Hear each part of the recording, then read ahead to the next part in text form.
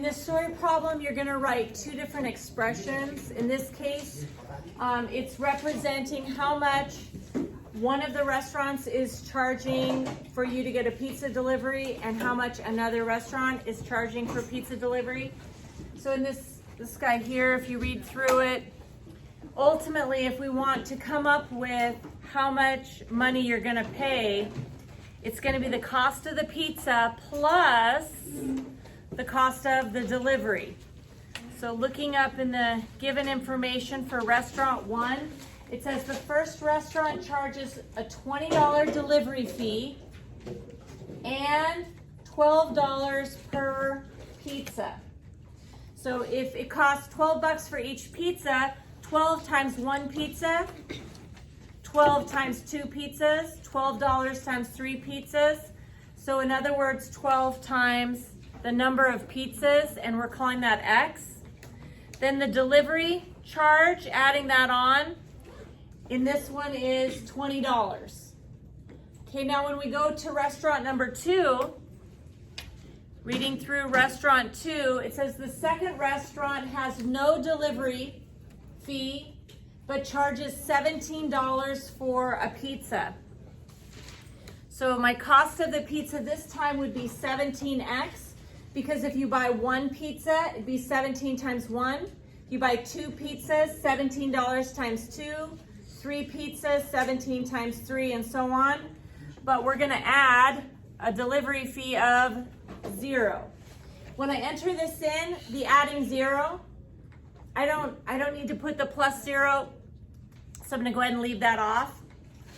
Okay, then the last part of it, it's not asking you to solve it, it's just asking you to set up an equation to show when the totals charged with delivery would be the same.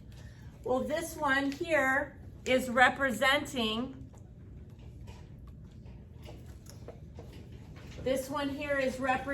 how much it costs for you to get the pizza and delivery from restaurant one. This is representing how much money it costs for you to get the pizzas and delivery from restaurant two. So ultimately, you just want to take what you wrote down and set them equal to each other.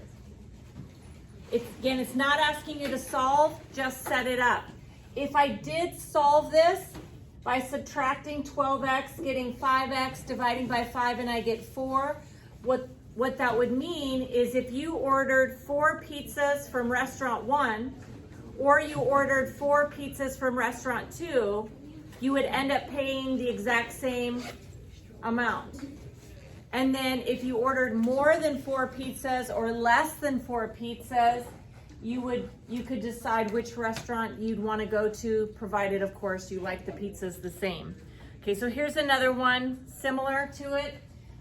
We have 2 people, Bill and Karen, and they're opening a checking account. And when they open the account, they open it with different amounts of money, and then they decide to take out some money every month for a while.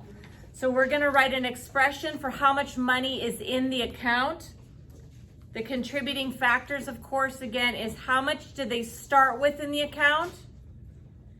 And then we want to subtract out how much money they're taking out. And the leftover is how much they'll have in the account at that given time. So for Bill, it says that Bill opened his account with a starting balance of $920. And then he's going to take out $60 every month. So the starting amount is $920. Now if 1 month goes by, we're going to subtract out $60. If 2 months goes by, we're going to subtract out 60 times 2. 3 months goes by, we're going to subtract out 60 times 3. So in other words, we're going to subtract out 60x. X representing how many months that go by. Karen's is very similar. However, she started off with $930 in her account. So we're gonna have 930, and then we're gonna subtract from that the amount that she's taking out every month. In this case, it's $75 a month. So 1 month goes by, she's taken out 75. 2 months have gone by, she's taking out 75 times 2. 3 months have gone by, 75 times 3. So in other words, 75 times X, the number of months that have gone by. Finally, write an equation to show when the two accounts will have the same amount. So in other words, we want to set the amount of money in Bill's account equal to the amount of money in Karen's account. And we've already come up with those expressions. So we're going to put those in there, and we've got the equation we would use to solve. Now, it's not asking you to solve, but if I did solve, if I added 75x, I'd have 15x over here. Then I'd subtract over 920, and I would have 10.